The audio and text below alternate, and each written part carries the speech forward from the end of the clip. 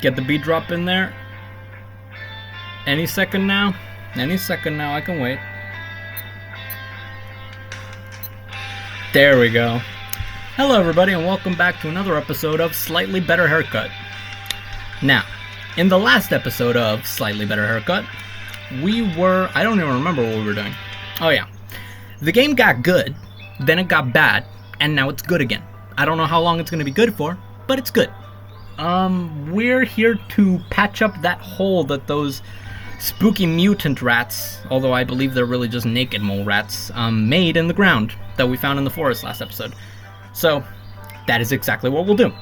Just kidding. We're gonna do whatever the hell we want for 30 minutes, probably stumble upon some spooky, unexplainable mystery, die, and then a couple of flashbacks and flash forwards to some other routes later, we're gonna be back here.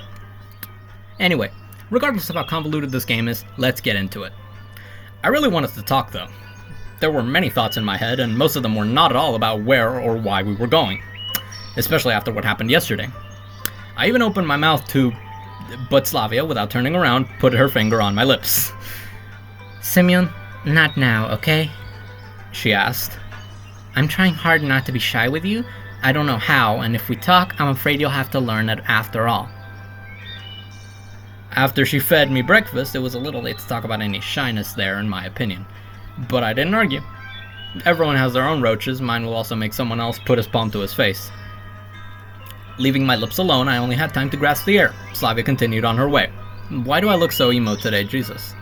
We walked about 3 more kilometers, Jesus. It's not much if you walk during the day, but at night I don't think you can walk that kind of trail. And among the parted pines, a clearing appeared. Here we go again. Ah, Jesus. Okay, I'm bracing myself for the worst. This game, and this route specifically, have taught me this shit is gonna fucking suck, buddy. You're gonna be stuck here for another 3 episodes at least. So I'm just gonna brace myself. I've been learning from the pros. Of Let's Plays. By the way, don't ever let anyone tell you that Let's Plays are dead. Let's Plays are not dead. My last video got some views, I think. I don't remember. But it got some views, and that must mean that it's not dead. Anyway, with a familiar house in the middle. Oh boy, it's the abandoned camp. It was just like last time here. Except in the daytime, you perceive half the mysteries much more down to earth. The nighttime, mystical thinking doesn't work, so neither the rusty sings nor the derailed merry-go-round seem threatening. Look at it, it's just a shitty house. What are you gonna do about it? Or is it because I've been here once before? Ever since I was a kid, I'd been taught to be afraid of all these abandoned buildings, frightened by stories of squatters, lumpen, or the strange and scary things going on there. And there was every reason to be scared, and it wasn't because of the work of Hollywood horror maestros or the fact that most maniacs and murderers operated in the vicinity of places like this, which were extremely convenient for disposing of bodies. Thank you for the run-on sentence, Semyon, very much appreciated. It's just that this place is dead, abandoned, forgotten, and death always attracts death. Boy, have I learned that lesson. You can play bravado all you want, but a place that, for one reason or another, was once enlivened by people's energy, becomes cursed when people leave. Man is Midas, capable of turning anything into radioactive gold. There are, of course, extreme people who, for the sake of overcoming fear and releasing adrenaline into their bloodstream, seek out places like this all over Mother Russia. So-called stalkers. But these are extreme people. Those are the kind of people you don't want to hang out with. There was sultry, shivering silence over the clearing. The splash of the river in the distance, and the grass, never mowed by anyone, moved lazily. If I'm right, I happened to come out of the woods at a slightly different point. So, from an unfamiliar angle, I didn't recognize the clearing at first. And this time, the path to the administration building of the old camp was blocked by chaotic rows of thistles, brome grass, and nettles. So, how would we get through? Slavia looked tastefully at the upcoming front of work, but I beat her to it. And with a yo-ho-ho yell swinging at my blade, assaulted the enemy, cut into the enemy's ranks, smashing and hacking them to pieces without counting. Behind me, Slavia shouted something, indistinguishable because of the laughter choking her, but I paid no attention and continued to fight to the death. Until at last, the last soldier with the umbrella fell on an inglorious death of cowards. Only then did I turn around and look at Slavia dying of laughter. Please, my lordship, they will not disturb you again, I promise. I don't know if Semyon's better or worse off now that he's with her. Semyon, you're a dummy, you know? Slavia shook her head. That's where we stand. Idiom means that's our principles. It occurred to me that we do complement each other quite well. I give Slavia lightheartedness and a generally easygoing attitude to everything, a momentary desire to go a little crazy sometimes. And she charges me with the desire to be something more than just alive, spurs the almost extinct sparks of vanity, of aspirations. The two of us could make one perfect person. Or you could be insufferable. I like both, though. Not the perfect one, the phlegmatic, synthetic hominid, infallible and incapable of making mistakes, finding happiness in order. Slavia was dangerously close to that state, discounting her tender age. Rather, one that lives perfectly, considers life worth living, and enjoys simply the current of seconds under their skin. That's the only reason, not because I'm an infantile fool. I showed her my tongue and jumped up and grabbed her in my arms, jammed her up, clawed at her, listening to her muffled, indignant exclamations. And then I grabbed her in his arms, like yesterday, and dragged her. Let go, you madman, she screamed, making cautious attempts to get out, knowing that if we fell, we'd be on top of her. But I only let her feet touch the ground when I dragged her all the way to the porch. Still, you really are something. It was quiet here, peaceful. Time, life, hustle and bustle, everything was left behind. All that was left was the overgrown territory of the camp. Me and Slavia. Just a simple understanding, we might be seeing each other for the last day, and tomorrow something would happen that could keep us apart. I'm still bracing for that, Jesus Christ. Either that shit's gonna make me cry, or it's gonna make me really mad, or both. We'll see. And I wish I could really catch everything from life, but I've touched something no one should know about. I was lucky to have a pioneer in front of me, Shurik, who took the brunt of the local security systems. I was lucky that I always had a person with me, not only to rely on in case of emergency, but that person also demanded the same, which meant no room for slackness or weakness. I didn't know what was in the mines, and I didn't want to know. I didn't know what the story was with that buzzer, and I didn't care. My adaptive psyche openly told me to mind my own business, and I was perfectly okay with that. But it was frustrating to realize that something else's clear, logical calculation played on me. I really thought, until recently, that I'd gotten into the well-oiled existence of Pioneer Camp, where the main difficulty was just to not die of boredom. Honestly, me too, and I quite appreciate that. And in reality, well, that's reality. Let's go, we have to close the basement. Slavia pulled me with her. I wonder if we're gonna find the doll. There's some hell going on here. And no devilry has no place in a recreational area for children.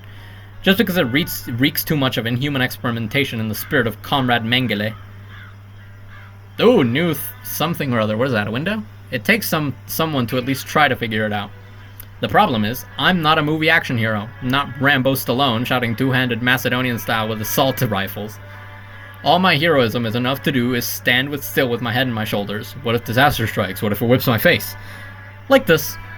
I frightened off a hissing snark that was aching at the edge of the stairs. That was washing at the edge of the stairs, and it ran off into the darkness with an indignant screech.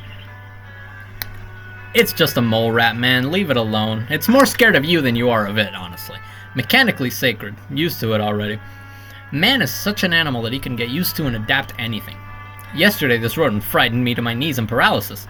I'm used to it. Adapted, even. But where to take a blitz on course on how to adjust to the world, to life, it's not like beating monsters with a stick. To not be afraid of decisions, and this is where wise Semyon comes in, tells us a couple nice words and messages to butter us up, and then leaves, and then fucks off again, and we get dumbass Semyon back. Not to be afraid of responsibility. And to find solace in doing what you love, not sitting with your pants against the window into a digital cloaca. Slavia had the bundle this time. I nodded to her. Close it up. She nodded understandingly and took a bunch of keys out of her pocket, searched her little, and found the right key, and took one of the padlocks from me.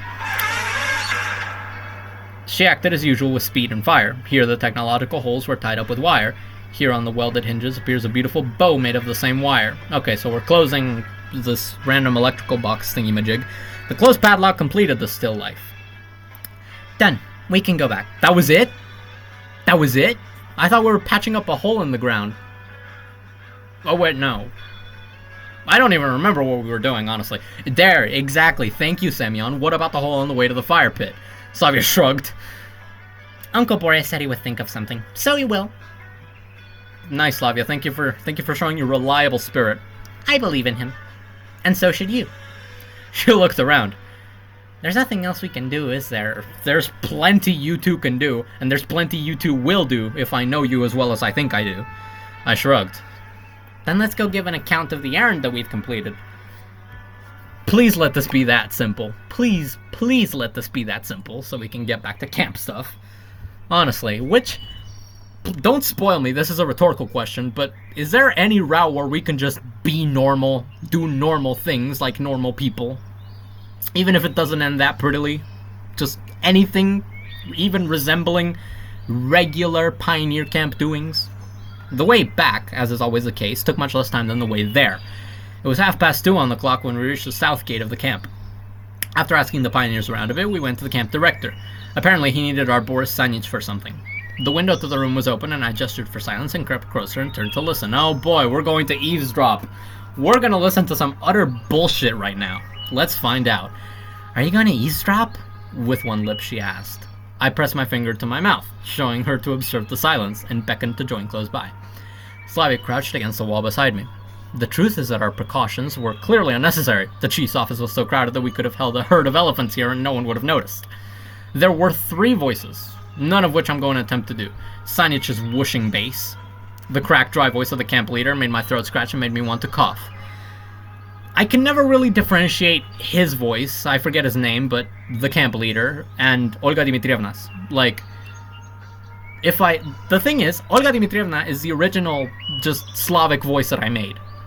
It fits better with the camp leader, but if I give her sort of like a female Slavic voice, then that's just Viola, so I don't really know what to do with her. Or him. The third voice was vaguely familiar, but no matter how hard I tried, I couldn't remember who it might belong to. It doesn't matter, we'll get context clues. Slavia was giggling next to me, snuggling up against me with her hip, and that was a great distraction too. Probably wouldn't have understood anything, would have walked away empty-handed if it hadn't been for the name that came up. Anatoly Ivanovich. Oh wait, that's Sanyich. Anatoly Ivanovich, with all due respect, mumbled Sanyich. That's right! This is the old man from yesterday who was supposed to pick me up from camp. How did he come back so fast? What respect, Boria? I don't know what voice to give him, so I'm just gonna give him like a deep-ass voice. You've got pioneers wandering around the facility, and you're rubbing it in my face about respect. Oh, great, so there's a... Okay. So there's a facility. There's a facility. In the Soviet Union, in 1989, there's a facility. In the middle of a children's pioneer camp.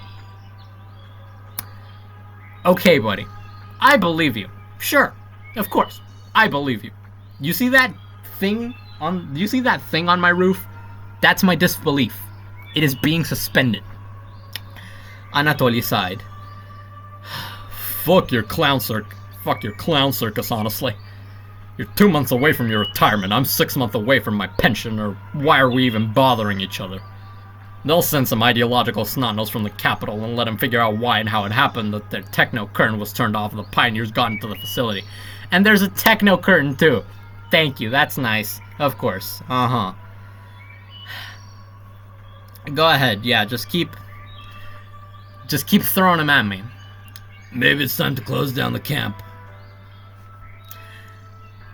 Okay. I'm fine. This is fine. I'm going to... Sanyich muttered. But the kids... Kids, mocked the old man. You've got these kids without the algorithm climbing into the underground. But they didn't know anything. And they shouldn't know. And it was your job to make sure they won't, by the way. Anyway, that's it. I'm sick of it. Pack your things. I'll take you to town. You look like you've given up, old man. You're one to talk, I snorted. But That just is an order. The old man.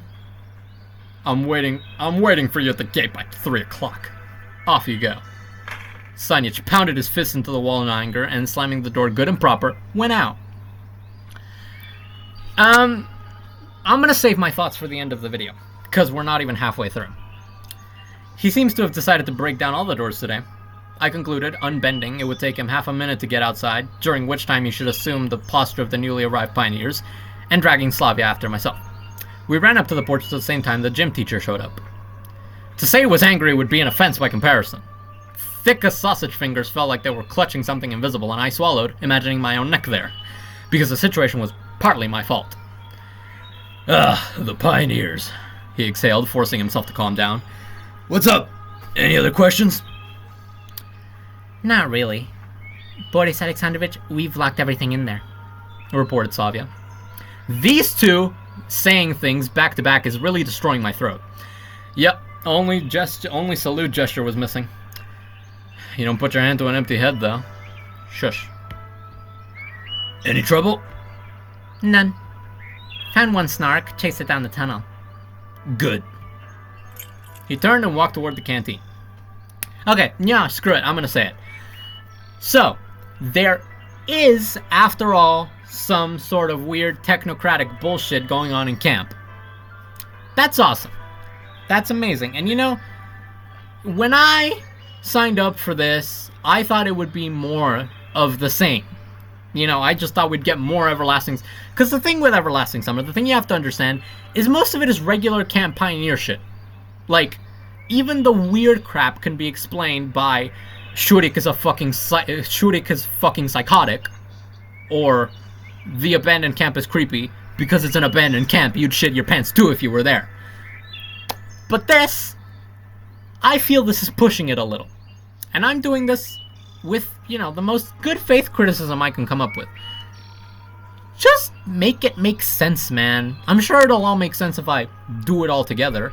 But, you know, I did not sign up for this. And not even in the same way that I didn't sign up for Everlasting Summer originally. Honestly, when I first went through Everlasting Summer, when I first heard about it, I thought, oh, okay, it's a Soviet game about Soviet stuff. Sure, nice one. I'm already very ideologically ingrained, if I do say so myself, so I might as well play it. Played through it. Thoroughly loved it. And yet, it was not what I expected. It was not what I expected. There was basically no theory in it. It was just romance. In the most succinctly Soviet way. And that was nice. That was nice. I enjoyed it because I like a little rom-com from time to time, okay? This is decidedly a bit of everything. It's a bit of everything. Do I like a bit of everything? Not necessarily. Especially not the direction that they're, and by they I mean the mod itself, appears to be taking itself in. All in all, it's fine. It's a fine decision. I don't like it. It's not my cup of tea. And honestly, it's a pretty big steer away from, you know, what I thought we were doing. Because just hark back with me for a moment and look back at the first 8 to 10 episodes. The first 8 to 10 episodes are, you know, normal camp shit. And actually, most of it follows the original game. Surprise, surprise. That's literally what it says on the Steam page. It starts out as the same... It starts out as the exact same game and slowly veers off to whatever bullshit. The problem is, I don't necessarily like whatever bullshit this I don't want to say this route, because honestly, I feel like with so many different endings, there's a good chance that there's a route that is normal with Slavia that I will genuinely enjoy for the, you know, per se, on its own, I will enjoy. The same way I enjoyed the original Slavia route in Everlasting Summer. Because it's just romance, man. It's angsty, it's a bit teenagery, it's a bit stupid, but it's simple. There's no mystery, well, there's no hand-fisted mystery about God knows what. Because God knows what. I'm not sure what this is, and I'm not sure I can find a logical, Soviet, timeline-accurate explanation of what this fucking is. And in that sense, yeah, maybe I am a bit of a snob. Maybe I don't like it when my fucking Soviet game goes a bit off script and decides there were fucking technocratic research facilities in my Soviet Union. You know, fair enough. Maybe that's just me being a piece of shit bastard who can't enjoy fiction every once in a while. But, you know, that's just my honest thought on the matter. He moved like a poorly made puppet. Boris Alexandrovich! I called out. What do you want, Pioneer? Is something wrong? How did you... He looked over my head at the camp director's window. I see. Eavesdropping. You're not better than that, Semyon. You're not beating the eavesdropping allegations. He wasn't asking, he was affirming. Got much of anything? Nothing. I confessed. I recently had a dream, and there were very similar terms. There were. A dream? Yes. About the future. God, the future. I hate it so goddamn much. Alright. He grabbed me by the shoulder and dragged me behind him. I'm gonna save my comments until the end. I promise. I promise I will not crash out mid-game. Unless something ludicrous happens. If something ludicrous happens, I am fully within my right to crash out. But for now, I'll reel it in. To the gym. Tell me about it on the way. But I was going to lunch. Let's go together. I'll feed you from the counselor's table. No fruit or sweets. I threw an apologetic look over my shoulder and, trying to choose my words carefully, went after the gym teacher. There was a lot to tell, obviously. We've been having this sort of psychotic bullshit since, like, episode 11, 12? I don't even remember, honestly. I don't watch them back. I'm sorry if that offends you, but I don't watch my episodes back. And to tell you the truth, I wasn't sure I should tell Sanyich everything. Yep. There's a weird cynicism I have about seeing Slavia in the fucking transition screen. Fortunately, this time we managed to fight back quickly enough. The lunch wasn't over yet. The lonely figure of Slavia loomed over our tables, representing universal sorrow. You finally arrived. On the table in front of me, 2 red-skinned apples appeared instantly. I had to fight with Ulyanov over them. Appreciate it. Thank you. I went over to the distribution and fetched the plates. Slavia sat in the same seat, rolling her glass thoughtfully between her palms. Jesus. Nothing like a good visual novel to make you completely illiterate. Will you tell me what kind of conversation you and Uncle Borya had there? Without raising her eyes, she asked. As if she didn't know something. She's been through everything with me. In a nutshell, the day before yesterday, when I didn't dare go with Shudik, I went to the attic of the infirmary thinking I'd be good at hiding now. And fell asleep. I didn't even notice how. Yes, Violetta was saying something. And while I was asleep, I had a dream. About Sovyanok. About you and me. So, well, you know what? No, hold on. You know what? I like this, actually. I'm gonna switch it up for once. I like this. He's telling people. And you know what? That's a good chance to actually rationalize all this bullshit. Rationalize it. Think about it in a normal manner. You know what? And here's another thing. Here's another criticism. I know I haven't even finished any of the routes. I haven't even played like 1% of the game yet. There's so much content left. But I'm just gonna say an opinion right now off the top of my head. If it was not about technocracy, even if it was just like some party conspiracy, I would love that too. I love me a good party conspiracy. I love The Death of Stalin. It's an awesome movie. It would genuinely be a good plot to have the party in the background doing something, and, you know, the camp staff being involved, something, I don't know, literally anything. But, you know, this sort of, you know, cyberpunk dystopian future bullshit, I don't buy into that. I don't know. You miss me with that shit. I'm sorry. Anyway, I like that he's telling people. And what was there? The future, Slavia. War for something that was here. The dream remained in my memory as a clear imprint, as if my own life experience I could reproduce any part of it thoroughly. Then today's dream appeared next to it, and it became clear that they were connected to the same story. You know, I think I pieced that together, thank you. And today I had another strange dream, and it seemed to continue the previous one. And I'm always dreaming such nonsense. Will you tell the dream? No, sorry. Alright then, keep your secrets. Jesus, and we were so close. It's okay. Something nasty, I think. I'll stay out of it. You shot at me in my dream. Oh yes, you could tell it was something unpleasant. She didn't seem discouraged by my refusal. The talent for sensing inner boundaries is evident. But you're free now, aren't you? Why? There's really a concert tonight. Miku's doing it, but she's the organizer, and I have to check the equipment, see what works there. That shouldn't be too much of a problem. Yes. We need an amplifier for the concert. Will you go get it? It's heavy, isn't it? I remembered how much my Vega weighed. Not really, but it's hardware. You boys always tell women to stay away from your hardware. Look! Let me marry her! Shut up, man! You know what? At least the comedic relief remains top-notch. The comedic relief remains top-notch, even this late into the game. Shush. Alright. Stupid. Of all the achievements of the communist system, the state that gave me the greatest joy of work was the one I liked best. Or rather, not like that. Any activity that you do together with someone, a sense of elbow, that sort of thing. Something like that can only be experienced in a computer game, where you're working together in a co-op with someone else kicking monsters. And you're sure that if anything happens, they've got your back. They'll draw attention away from you, and that in general. It's a synthesis of friendship, romance, combat, and belonging for more. Thank you for the thesis. Some might call it gear consciousness, and not much wrong with the truth.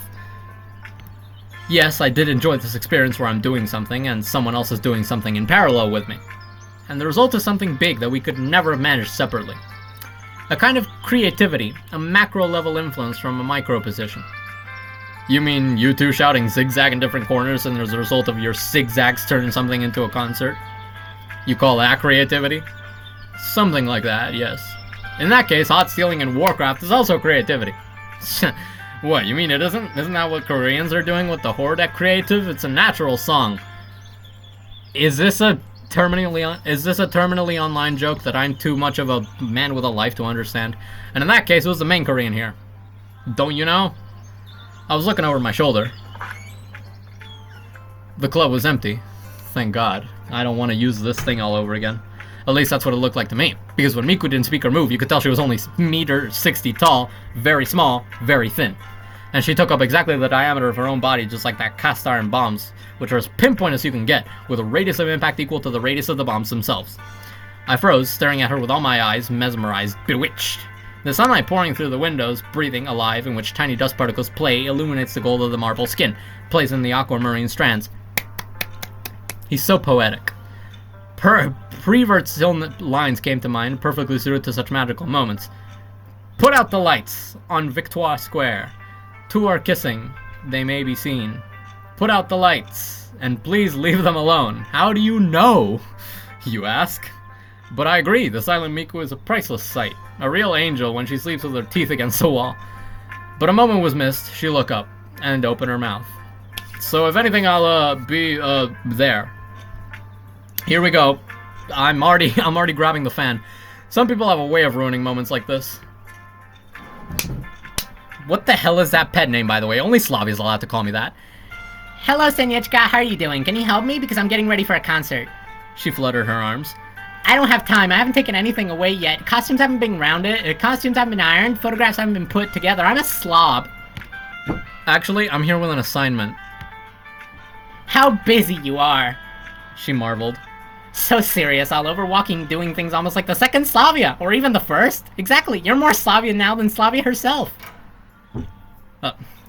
But then what should she do if she's no longer Slavia? Is she really Semyon now? What a twist! Oh my god, I don't care. I'll figure out which cables need to be there myself. I turned around to leave. Senyechka, wait! What else? I mumbled. Slavia's actually waiting for me. Can I use you as a man? As a man? Did the ball roll in the toilet?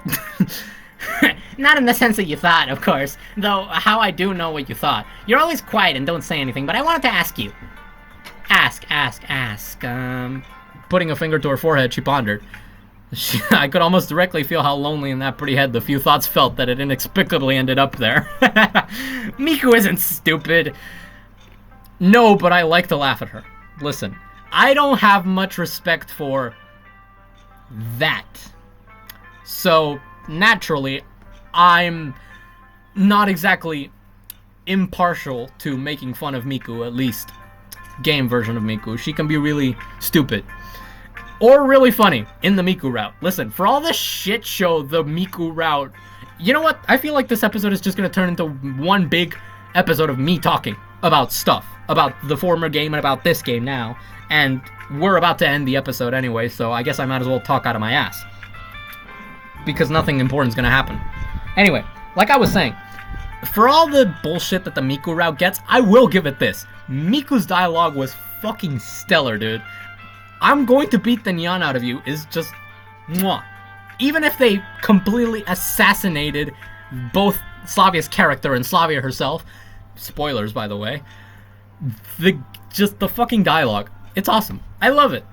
Impressive, considering I know exactly who was the fucking scriptwriter for that thing, and you all know how much everybody hates that guy. But not the point. What is the point is that that's where we're gonna end today's episode of me rambling about stuff. To conclude, I just don't really think the angle that they're going for really matches what I expect from a Soviet pioneer camp. Like, genuinely, just the party's doing something spooky. Ooh, Gorbachev, or some bullshit. That would be a million times more engaging, and I could laugh at that, and it would be really cool, and I could fact check it. Because that's what I do, because I'm the Soviet history guy. I mean, I'm not. This is all I do in YouTube, but I know stuff. I know my stuff. This could genuinely be a very good application of your setting.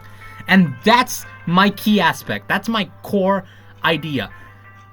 Both here and in the first game, to some extent, they play up the Soviet pioneer camp as a setting and as a plot device for nostalgia and nostalgia only. But do put this... Literally take the characters out, put them in Japanese outfits, and put them in a fucking Japanese high school. It's the same. It's the exact same thing. Or, well, more or less, it's the exact same thing.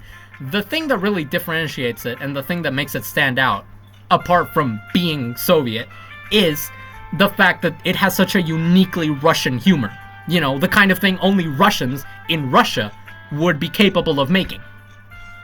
And so what I think I mean by this is just, yeah, lean into the setting a little bit more. Like, you have the Soviet Union. This is one of the most unique settings you could have. You could do so much with it, and so little is what you end up doing with it. You have to make up